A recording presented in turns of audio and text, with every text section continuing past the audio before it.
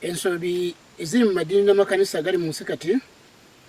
nga tezinavaawo tezinagibwawo emirembe ku nsi sijja kubeerawo. Ensobi eziri mu madini n'amakanisa gali mu nsi kati nga tezinavaawo eno nsi si yakufuna emirembe wadde tondo. Wajja kuba emirembe mu mitima gyammwe, mu maka gammwe ne mu mawanga gonna tewaba emirembe, kuba mbategeeza nti waliwo ekizibu wakati w'ensi eno ne Katonda. Kuba amaddiini n'amakanisa gali mu nsi kati enjigiriza zaago si za Katonda ne Yesu Kristo, kyekizibu ekinene ekiri mu nsi kati. Era amaddiini nga bwemugala n'amakanisa agali mu nsi kati tegalina kakwate ne Katonda. Era omwoyo mulala ogutali gwa Yesu Kristo gwe guddukanya amaddiini n'amakanisa. Era kyeva mulaba enjawukana abagolezi ba Yesu Kristo zemulaba eziri mu bo, enjawukana zino, bano bakatoliki, bano baprotestanti, bano badiventi, bano balokole bakayanja, bano balokole bakakande, bano balokole baserwadda, nga bwe mulaba eyo mu byalo byammwe nga bwe bagabanagabana abantu ne bateeka emabega waabwe. Kabonero akalaga nti enjiri ya Yesu Kristo yennyini ku nsi teriko. Lwekyo teri mirembe egirina kubeerawo. Kyeva mulaba ne gavumenti ez'amawanga gonna tezisobola kukola abantu kye beetaaga. Kwamba tegeeza nga Uganda mukiraba nti mukaaba ne muga nti abaayi abasajja batubba abali mu ofiisi babbi ate nga kituufu babbi era bali b'enguzi. Naye njagala mukimanye nti bonna be mulaba bonna bagolezi b'amaddiini n'amakanisa. Era ku Sande gwe mutenda kulya enguzi amakanisa bwe gatuuza mu ntebe mu maaso. Nekyo mbategeeza nti ekizibu enjiri Yesu Kristo ku nsi teriiko, kubanga mbategeeza nti abantu bonna baali bakukkiriza Yesu Kristo baali bakufuuka abaana ba Katonda, baali bakufuna obuzaaliranwa bulala ne bazaalibwa Katonda. Ekyo kiri lulimi wa mwoyo mutukuvu wa mwoyo, baali bakuzaalibwa omwoyo ne bafuuka abaana ba Katonda, nga bwe kiri mu baluwa ya Yokaana esooka essula ey'okutaano n'olunyiriri olusooka. Mbategeeza nti ekizibu kinene kiri mu nzikiriza, teri kijja kutereera nubwo munaayagala mutya, nubwo munakyusa zi gavumenti, nubwo munakola mutya, nubwo munakyusa buli mwezi. Wagamba nti buli muntu yenna akkiriza nga Yesu ye Kristo ng'azaaliddwa Katonda, na buli eyazaala ayagala n'oyo gwe yazaala. Kino kyandikibwa kyava mu ggulu, kye kyatandika obuwandiisi bwange 1998 nga kiraga nti enjawukana zino ziri mu bagolezi ba Yesu Kristo bali mu nsi kabonero akalaga ku kyama kwabwe, kubanga baali bakufuuka baana nga bamaze kukkiriza Yesu Kristo ne bafuuka baana ba Katonda. Ate buli ayagala omuzadde alina kwagala n'omwana we. Abantu bagamba baagala Katonda naye tebaagalana. Singa baagalana zino enjawukana tezaali badde mu bo. Nolwekyo mbategeeza nti kigambo ensobi ez'amaddiini n'amakanisa nga tezinava ku nsi, tezinavaawo. Mbategeeza nti mutunulire ekizibu, mugoberera amagezi g'omu nsi ag'omuggulu temwagala kugamanya. Abantu balina ebizibu n'agazibu, naye bwe bagamba bya Katonda amaddiini gabibatamya, amakanisa gabibatamya, kubanga abantu abagolezi amanya bana basumba, bana banaddiini bali bo ekyabwe okusolooza ssente ku bantu nga bayiiya nga bakozesa ekitabo kino Bayibuli ne bakicyangacanga nga buno bwana nalaba mbadde mulaba mu katale nti kano kati bwe bacyanga Bayibuli eyo ne bababba. Era obugagga bwonna bw'abasumba n'abanaddiini bali mu nsi bonna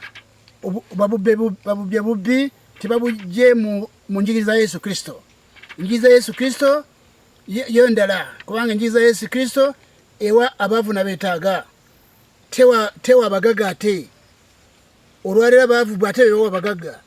Olwaleero enjigiriza teyali muntu n'omu yali wakukolera Yesu Kristo n'afuna obugagga nga busolozeza ku bantu, nedda. Naye kati nsi amaddiini n'amakanisa gali mu nsi kati gali mu mikono gy'abantu abeenonyeza obugagga bw'omu nsi kyokka. Enjiri ya Yesu Kristo yennyini ku nsi teriko. Nekyo ensi tesobola kufuna emirembe, kubanga Yesu Kristo kyamuleeta wano yali azze kuleeta emirembe ku nsi egyali gyabula okuva Adamu bwe yayonoona. Yesu Kristo najja era kyeva mulaba bw'oba musoma byawandiikibwa, Mukama waffe Yesu Kristo yagambanga abatume be emirembe mbalekera, emirembe mbawe emirembe singensi byebawa emirembe nga Yesu Kristo yaleta ku nsi kyali kibula kibula ni bajjaja ffe ne batata baffe bono mubalaba mwabalaba nga baali babeera mu ndagu banoonya kubeerwa banoonya emirembe nga tebagira mu bulamu bwabwe mu mitima gyabwe n'olwekyo basebo ne banyabo mbategeeza nti ekisigadde kati kwe kugoberera ebigambo by'obuwandiisi obuwandiisi buno bwa bwereere eri buli muntu ndi wano Kasanda William Gastoni Baguma ndi muwandiisi yatumibwa Yesu Kristo 1988 okulaga okukyama n'okubulako abagolozi ba Yesu Kristo abali mu nsi kati n'olwekyo omulimu ogwo gugenda mu maaso g'obuwandiisi mu gugoberere teri kikumi kyetaagibwa eri buli muntu abantu bonna bali mu nsi beetaaga kukola ekintu Yesu Kristo kyaleeta ku nsi kye bayita okuzaalibwa omwoyo kyokka amadiini amakanisa tegakimanyi kubanga mwe muli omukisa gw'amawanga gonna Katonda gwasuubiza Ibulayimu Yesu Kristo gwaleeta ku nsi okukyusa buli muntu mu bibye oguli mu Bikola by'Abatume ssuula 3 Lunyiri 25-26 ogwo omukisa gw'amawanga gonna Katonda gwasuubiza Ibulayimu gwe gwali gwakuleeta emirembe ku nsi naye amadiini n'amakanisa tegagumanyi abantu bali mu nsi muno tebagufunanga era tebagumanyi n'ekyo baseba ne banyabo ebigambo bino njogeredde emyaka 36 nga ntegeeza nti amadiini n'amakanisa gali mu nsi gonna gava mu kkubo lya Katonda ekigambo ekyo ekizibu ky'amadiini n'amakanisa nga tekinagonjooka emirembe mugyerabire ne gavumenti ezijja kukola basanyusa kubanga ekibi obubbi n'enguzi ani asobola okubuwonya kubanga kibi kya mwoyo ng'omuntu bwabeera mwenzi oyinza okuwonya omuntu obwenzi obubbi tosobola kubuwonya muntu obusungu tosobola kubuwonya muntu ekyo kibi Yesu Kristo yekka yakisobola n'ekyo abagoliza amadiini n'amakanisa be babbi mu gavumenti era kiba mulaba abakulembeze b'amawanga mubatawanyiza bwereere mubonyabonyeza bwereere ndi bajjawo enguzi mbategeeza n'amawanga g'abazungu galina ebibi bibatasobola kujja mu mawanga gaabwe mbategeeza Amerika abantu bonna tebagala bisiyaga mu Amerika ne biteevuunya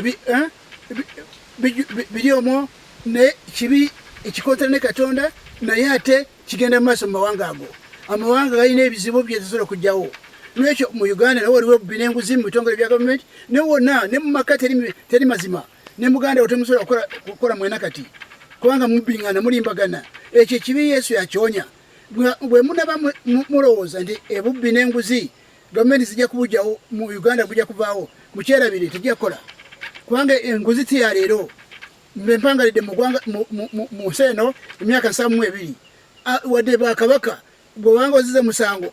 enkoko wagitwalanga oli omwami ekiro akwogerere bulungi enguzi yatandika dda si yakakati mugirabira kuba pulezidenti lwabwe yabufuzi ate yabireese nedda enguzi nkadde obubbi n'enguzi kibi kikadde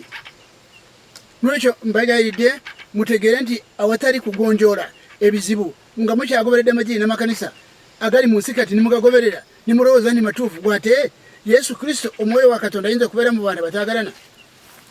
olwaleero Kayanja Serwadda yani Senyonga bonna kabwanango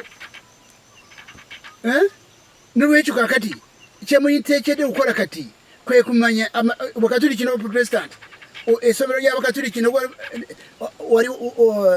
omuntu nga yasoma obusomesa nga mu Protestanti bayinza okumuwa bwa headmaster w'Abakatuliki oba mu Katuliki bayinza okuba headmaster wa Protestanti kati obukyayi buli awo mwe mugoberera mugoberera ebintu by'amadiini amadiini gano n'amakanisa nga temunagavaako nimunoonya Katonda n'omwana we Yesu temujja kufuna emirembe mu mitima gyammwe temujja kufuna emirembe mu maka temujja kufuna emirembe mu mawanga gonna kubanga ekibi ekisibuka kwa Adamu kyekitigomya ensi eno mugoberere obuwandiisi buno musobole kuwona mwebale nnyo mwebale ddala